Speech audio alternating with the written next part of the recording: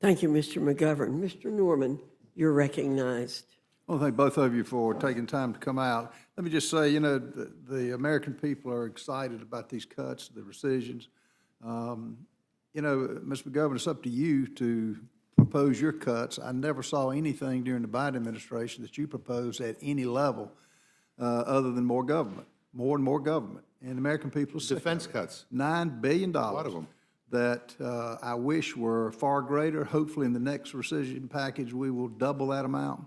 And what Elon Musk has done is to reveal to the taxpayers where their money is going. I can name a list of them, starting with the $135 million to the World Health Organization, gone. $158 million to the Lebanese peacekeeping mission, gone. $3 million for the Iraqi Sesame Street, gone.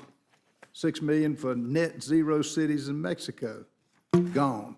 This is just a list. You can parse any one of them and object to them, but I've never seen, you'll spend other people's money, but you won't give the money back to the taxpayers and the economy. Mr. McGovern, you know, it's so rude for you to interrupt.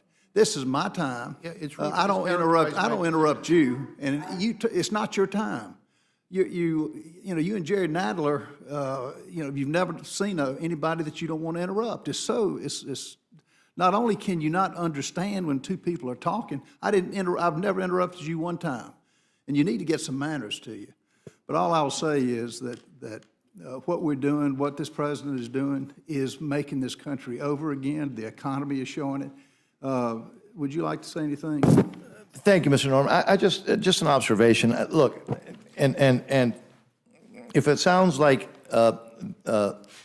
my colleague appropriator, Democrat appropriator, and I have disagreements, we do, but yet we have a great relationship, we do. And so we do have serious disagreements. I, however, have zero doubt of her fierce trying to protect, right, the power of the purse. And that there we agree. And so, but Mr. Norman, I may be wrong, but this rescission, yes, is to spend a little bit less money, which I think is a good thing. And by the way, this is a process that's in law. So when one may complain about, you know, the process, but this is a process that's established in law. I don't know, and I may be wrong, I don't remember the outrage when, for example, a Democratic president decided to spend money that was neither authorized nor appropriated. And then, by the way, when the Supreme Court of the United States said that's unconstitutional, he kept doing it anyways. Now, again, I want to be respectful. I may be wrong, because you all are here all the time and you all discuss these things. So from what I'm hearing, it must be that all of you agreed during that moment that when a president spent more money that was neither authorized or appropriated by Congress, and then the Supreme Court said, hey, that's unconstitutional, and he did it anyways, I'm sure that was bipartisan outrage. Of course it must have been, right? But we know it wasn't. Here, what we're dealing with is $9 billion through a legislative legal process. You mentioned some of the issues that are cut. And I just think that this is a responsible, reasonable proposal, which is why I'm respectfully supporting it. And thank you for yielding some of your time, sir. Well, I'd say, too, that it's a teardrop in the ocean compared to what we owe, and where my Democrat friends are just willing to bankrupt this country and spend us into oblivion. We're not, and we're making strides, and we're going to continue to make strides.